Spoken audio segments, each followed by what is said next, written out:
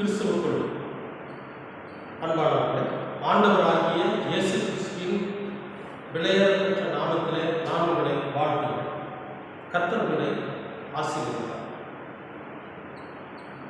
இந்த புதிய வருடம் 2025வது வருடம். இன்னும் ஒரு சில மணி நேரத்தில் நம்ம அந்த வருடத்திற்குள்ளாக நாம் கடந்து போக போகிறோம். பழைய வருடம் என்று ஒன்று உண்டு. அதாவது நாம் கடந்து வந்த வருடம் 2024ஆம் ஆண்டு. இப்போ அதோட கடைசி மணித்துளிகளிலே நாம் நிற்கிறோம். சரி, இப்போ நம்ம என்ன செய்யணும் அப்படின்னா, 2024ஆம் ஆண்டில் கர்த்தர் நமக்கு என்ன செய்தார், அதற்காக நம்ம எடுத்துக்கிட்ட ஒரு வசனம் 2 கொரிந்தியர் 9ஆம் அதிகாரம் 15வது வசனம்.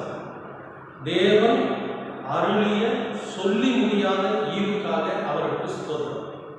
தேவன் அருளிய சொல்லி முடியாத ஈவுக்காக அவருக்கு ஸ்தோத்திரம்.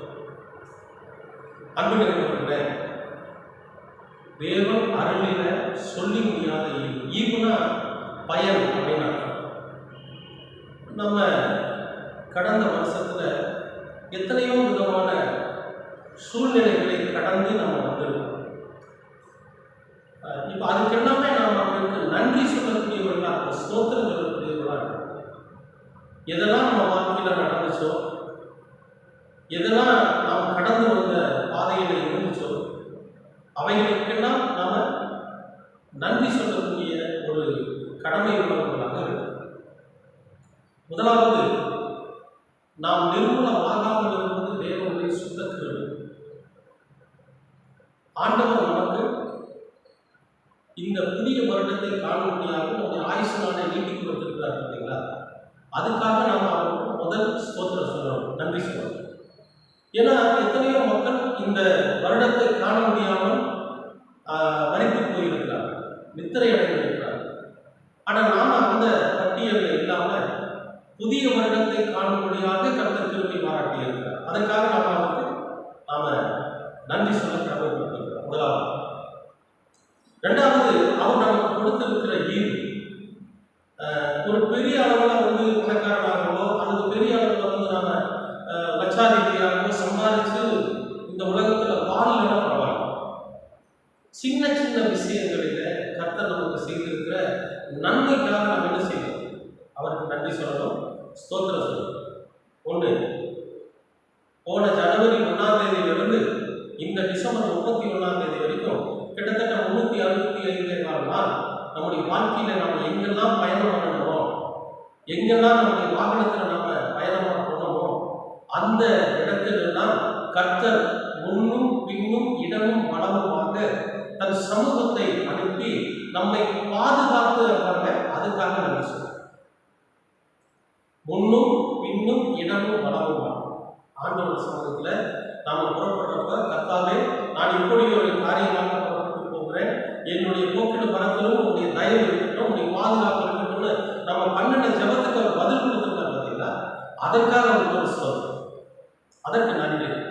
என் சமூகம் அவருக்கு முன்பாக செல்லும்னு அவர் பதில் கொடுத்தாரு பாருங்க, அதுக்காக அவருக்கு ஒரு ஸ்தோத்திரம். கடந்த வருடம் முழுவதும் நம்மை பாதுகாப்பாய் பயணிக்க செய்வதற்காக ஒரு ஸ்தோத்திரம். தப்பு இல்லை, தாராளமாக சொல்லலாம்.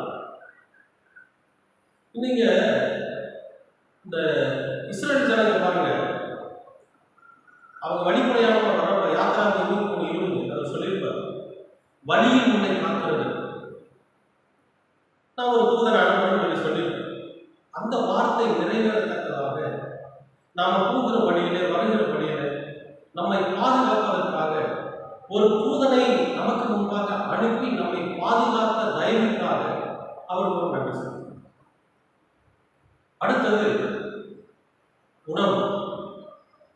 நம்ம ஒரு சில நாட்கள் பட்டினியாக இருந்தாலும், ஒரு சில வேலைகள் பட்டினியாக இருந்தாலும், அடுத்த வேலை உணவை எப்படியாவது நமக்கு கொடுத்து போஷித்து இம்மட்டும் இந்த ஜீவனை வச்சிருக்காரு, அதுக்காக ஒரு சொல்லலாம் இல்லையா?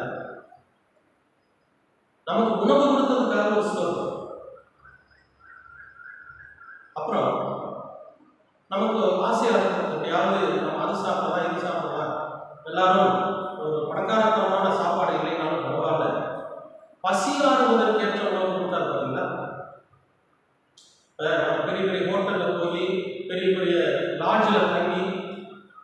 அந்த மாதிரியான ஒரு ஒரு தாம்பீகமான உணவு சாப்பிடலாம் பரவாயில்ல.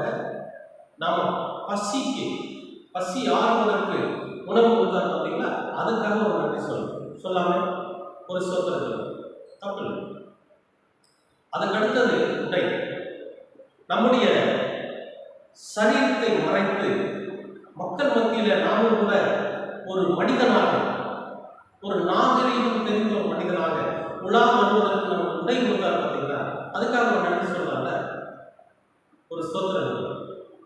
இப்ப சின்ன சின்ன விஷயம், ரொம்ப பெரிய அளவுல எனக்கு ஆண்டவர் வந்து கார் வாங்கி கொடுத்தாரு, ஆண்டவர் எனக்கு ஒரு வீடு வாங்கி கொடுத்தாரு அப்படின்னு கொடுத்துருக்காரு, அவர்களும் நன்றி சொல்றாரு. ஆனா அவங்க மட்டும்தான் நன்றி சொல்லணும் கிடையாது. சின்ன சின்ன விஷயங்களுக்காக நாம் கர்த்தருக்கு நன்றி சொல்றாங்க. அப்ப பெரிய அற்புதங்களை நமக்கு செய்யணும். அது பின்னால் வர. அடுத்தது வியாதி.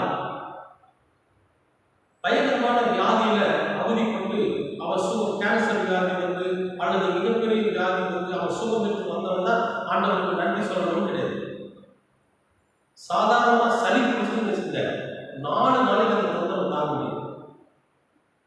காய்ச்சல் பிடிச்சுன்னு வச்சுங்க, 15 நாளைக்கு அந்த சரீரம் ரொம்பவே அவதிப்பட்டு போகும். இந்த மாதிரியான சூழ்நிலைக்கேற்ப, சீதோசன நிலைக்கேற்ப உடல்ல ஒரு சின்ன சின்ன ஒரு நோய்கள் வியாதிகள் வந்தாலும் கூட அது ஒரு 5 நாள் 6 நாள்ல சுகமாக்கி மறுபடியும் நமக்கு புது பலன் கொடுத்து இந்த உலகத்துல எப்படி போல நம்ம உலாக வச்சிருக்காரு பார்த்தீங்களா, அதுக்காக ஒரு நன்றி சொல்லல, அதுக்காக சொல்றது. அன்பானவர்களே, இதுதான் நம்ம கடவுளை மகிமைப்படுத்துகிற ஒரு விஷயம். நம்ம எல்லாரும் நினைக்கிறோம் ஒரு ஆசீர்வாதம்னா என்ன, பெரிய பணக்காரனா இருக்கணும், காசு பணம் எந்த நேரம் நம்மளத்துல இருக்கணும், நம்ம வண்டி வாகனத்துல போகணும், நம்ம பெரிய பங்களாவில் குடியிருக்கணும் அப்படின்னு இருக்கிறது தான் ஆசீர்வாதம் இல்லை. ஒன்றை நான் உங்களுக்கு சொல்லுகிறேன், வியாதியும் கடனும் இல்லைன்னா நீங்க ஆசீர்வதிக்கப்படணும். வியாதியும் கடனும் இல்லைன்னா நீங்க ஆசீர்வதிக்கப்படணும். நான் ஆசீர்வதிக்கிறேன். எப்போ நமக்கு வியாதி இல்லை, எப்போ நமக்கு கடன் இல்லை அப்படின்னாலே நாம கடவுளை ஆசீர்வதிக்கப்பட்டிருக்கிறோம். அப்ப கடந்த வருடத்துல நம்ம அதிகப்படியான கடன் படாம, அதிகப்படியான வியாதி படாம, எந்த சூழ்நிலையிலும் நாம மற்றவர்களுக்கு பதில் சொல்ல முடியாத ஒரு சூழ்நிலை நமக்கு வராம, இப்படியெல்லாம் இல்லாம கர்த்தர் நம்மை பாதுகாத்திருக்கார் பார்த்தீங்களா, அதற்காக நாம் நன்றி சொல்றோம். அன்பானவர்களே, அதைத்தான் நீங்க பொருந்தியருக்கு எழுதுகிற போது பவுல் சொல்லுகிறார், தேவன் அருளிய சொல்லி முடியாத ஈவுக்காக அவருக்கு ஸ்தோத்திரம். இதெல்லாம் சொல்லி முடியாது. நீங்க உங்களுடைய வாழ்க்கையில ஒவ்வொரு நாளும் நீங்க பட்டியல் எடுத்து பாருங்க, அந்த பட்டியல் வந்து நிறைஞ்சு போயிடும். அவ்வளவு நன்மைகளை கர்த்தர் செஞ்சிருப்பார். ஆனா நாம என்ன பண்ணிடுவோம், அதையெல்லாம் மறந்துட்டு ஆண்டவரே கடந்த வருடம் எங்களை பாதுகாப்பதற்காக நன்றி, ஒரே வார்த்தை முடிச்சது. அது உள்ள மகிமைப்படுத்தும். ஒரு பிரச்சனை, அந்த பிரச்சனையினால் நமக்கு வரக்கூடிய ஒரு மிகப்பெரிய வேதனை, அந்த வேதனையிலிருந்து விடுவிச்சார் பார்த்தீங்களா, அதை ஆண்டவர சமூகத்தில் சொல்லி அவருக்கு நன்றி சொல்லுங்க. அதுதான் அவரை மகிமைப்படுத்துகிறது. அப்ப இந்த 2024ஆம் ஆண்டுல எதையெல்லாம் கர்த்தர் எப்படிப்பட்ட வியாதியிலிருந்து, எப்படிப்பட்ட தீமையிலிருந்து, எப்படிப்பட்ட பிரச்சனைகளிலிருந்து நம்மை தப்பு வைத்திருக்கிறாரே, அதற்காக நம்ம அவருக்கு நன்றி சொல்லுவோம். அதற்காக சொல்றது. அது மட்டும் இல்லை, தேவைகள் நம்ம வீட்டுக்கு ஏதாவது செய்யணும்னு நினைச்சிருப்போம், அதை பல வருடங்களை நம்ம செய்ய முடியாமல் இருந்திருப்போம். அப்போ இந்த 2024 நமக்கு அதை செய்வதற்கான வாய்ப்பு கர்த்தர் ஏற்படுத்தி கொடுத்திருக்கிறாரு. அதுக்காக நன்றி சொல்லுவோம். மகனுடைய திருமணம் அல்லது மகனுடைய திருமணம் அது பாருங்க ரொம்ப தடைபட்டுட்டே போயிருக்கும். இந்த 2024 அது நடந்திருக்கும். அதுக்காக நன்றி சொல்லுவோம். அல்லது மருமகனும் அல்லது மருமகனும் ஒருவருக்கு பிரச்சனைகளை பிரிஞ்சிருப்பாங்க. அவங்க இந்த 2024 ஒன்று சேர்ந்திருப்பாங்க. சமாதானத்தை அவர்கள் ஒருவருக்கொருவர் அறிவித்து குடும்பமாய் வாழ்ந்து கொண்டிருப்பார்கள். அதற்காக நன்றி சொல்லுவோம். மகன் நல்ல படிப்பு முடிச்சுட்டு வேலை வாய்ப்பு போயிருப்பான். அதுக்காக நன்றி சொல்லுங்க. பணி நிறைவு பெற்று நீங்கள் பணியிலிருந்து ஓய்வு பெற்று இருப்பீர்கள். அதுக்காக நன்றி சொல்லுங்க. இதெல்லாம் கர்த்தர் கொடுக்கிற ஈவு. எத்தனை பேர் அரசாங்க பணியில் சேர்றாங்க,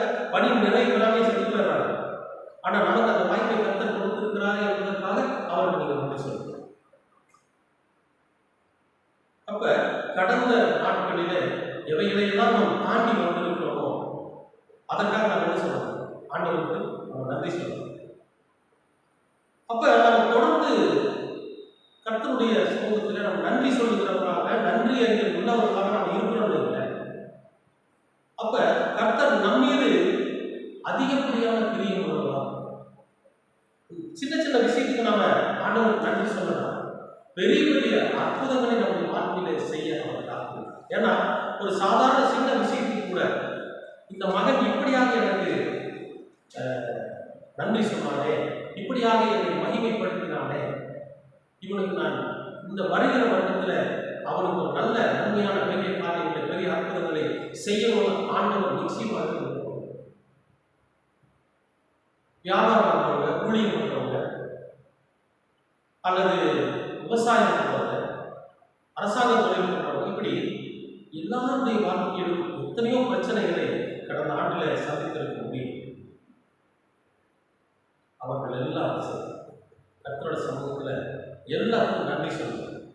ஏன்னா இந்த புதிய வருடத்தில் கர்த்தர் என்ன வாக்குத்தத்தம் கொடுக்கிறார் தெரியுமா? ஒரே வசனம், யோபு 37:5. யோபு 37:5 சொல்றார் பாருங்க. தேவன் தம்முடைய சத்தத்தை ஆச்சரியவிதமாய் குமுற பண்ணுவார். தேவன் தம்முடைய சத்தத்தை ஆச்சரியவிதமாய் குமுற பண்ணுகிறார்.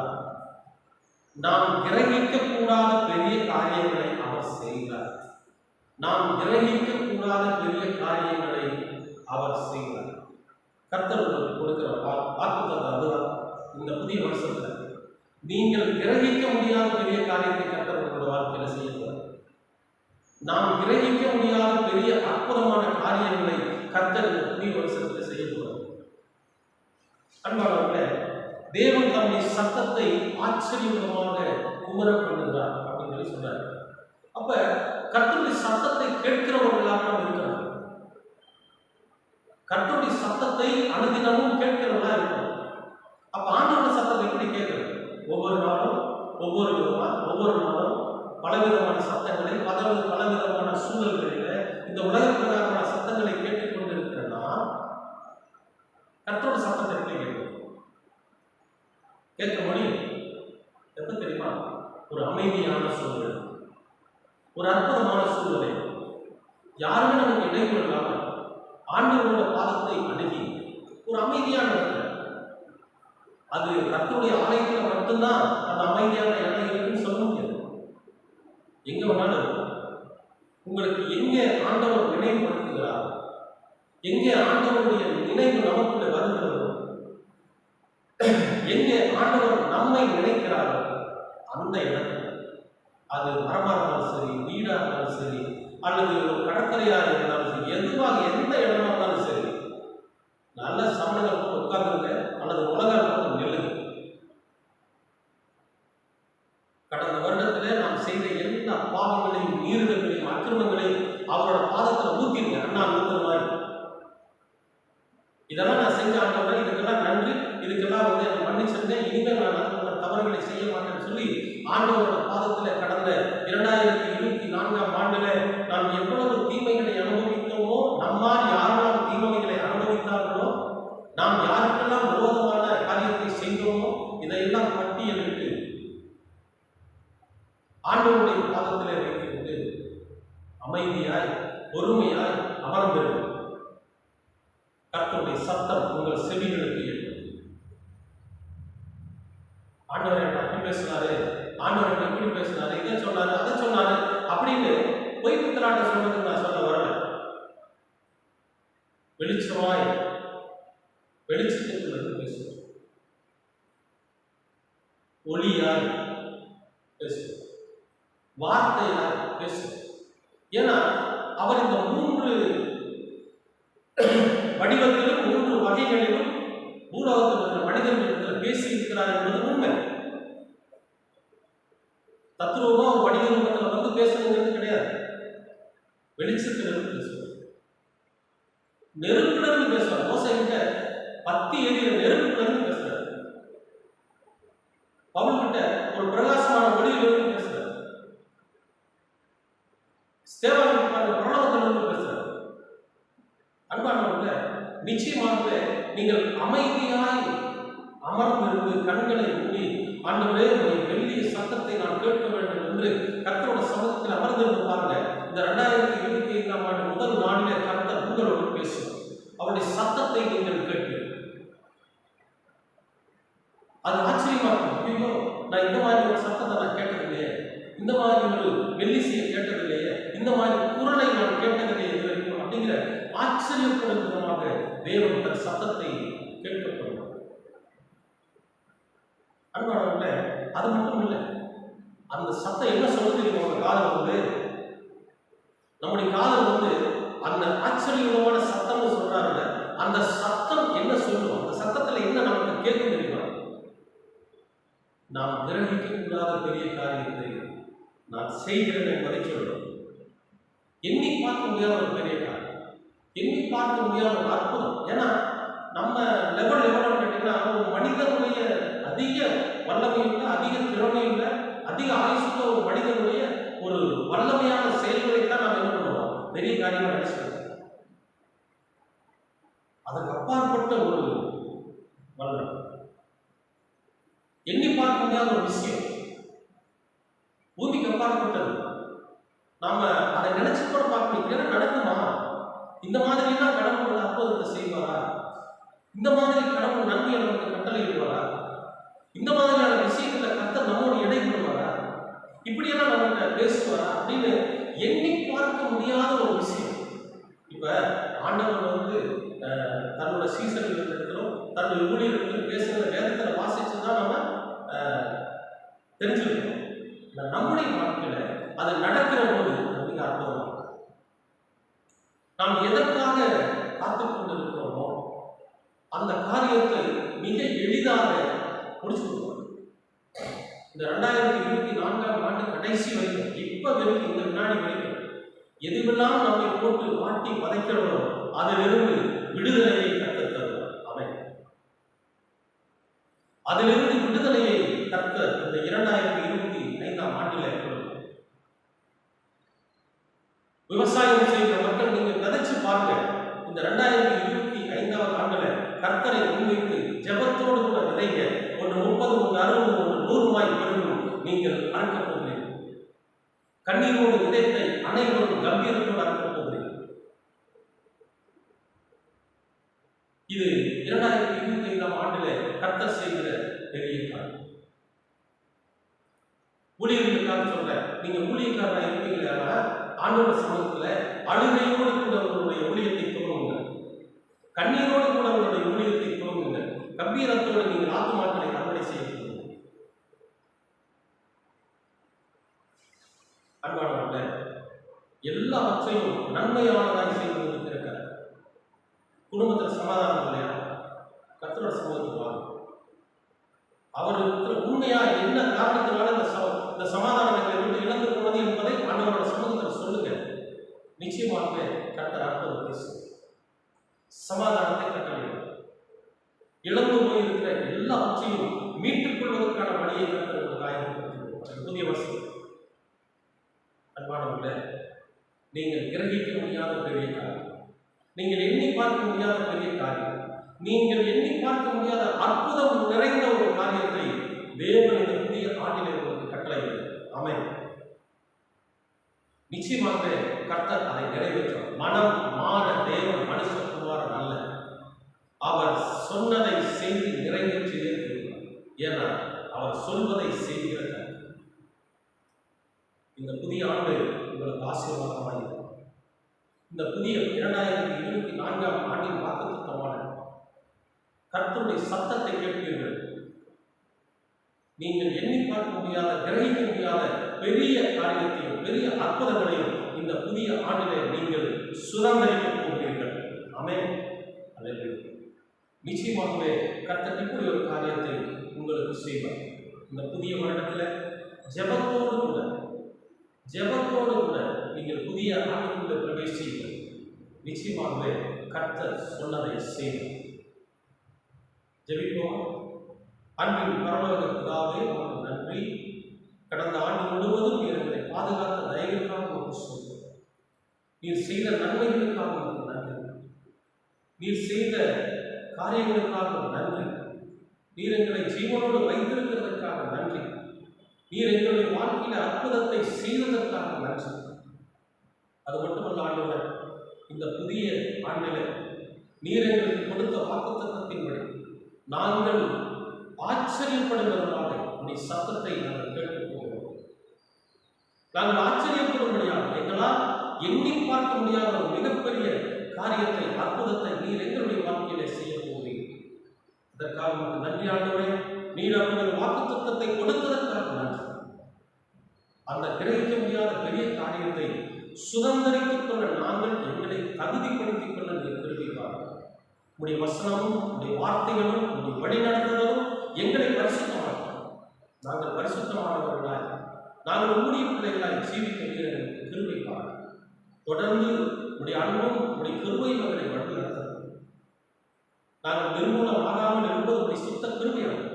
கடந்த ஆண்டில நீர் எப்படி எங்களை கண்ணை இமைகாப்பது கூட பாதுகாத்தீர்கள், அதே போல இந்த புதிய வருடத்தில் நீர் எங்களை பாதுகாத்து எங்களை வழிநடத்தி மீண்டும் இதே போல வருகிற டிசம்பர் 31 நாங்கள் இதே நன்றியுள்ள இருதயத்தோடு உண்மை துதிக்கவும் ஸ்தோத்தரிக்கவும் எங்களுக்கு கிருபைப்பார். இந்த வருஷத்தை நீர் நன்மையினால் முடிச்சோம். நீர் செய்த ஈவுகளுக்காக நாங்கள் உங்களுக்கு நன்றி செலுத்துகிறோம். தொடர்ந்து வழிநடத்தும் இயேசு கிறிஸ்து வழியாக கேட்கிறோம் நல்ல பிதாவே. ஆமென், ஆமென்.